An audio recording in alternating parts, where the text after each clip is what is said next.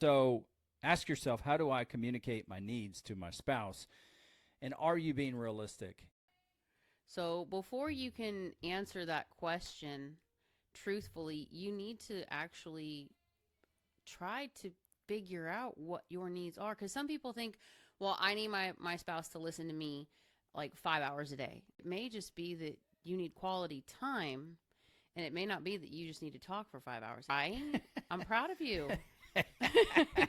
But it's just one of those things where you need to reevaluate for yourself what are your needs specifically, and make sure that they're realistic. Make sure that you guys have some kind of compromise on how those can be met. Because if you're making an end goal for 10 years down the road and the goalpost keeps moving, or the goalpost, you can't even see the goalpost yourself, how are you going to explain to your spouse how to get there? Yeah, and truly this matters the most in collaboration, but this exercise is it's really going to be eye-opening for you if you pour yourself into it.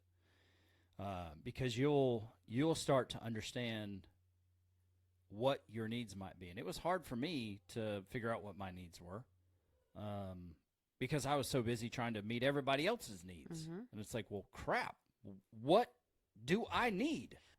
So when you're trying to meet everybody else's and you don't know how to meet mine, that's kind of a problem, because on the flip side, I didn't know how to tell you what I needed. But with that being said, and it's a great example you give, I thought I knew what your needs were because I knew what you were complaining about. But for you, those were not things that were going to meet your need.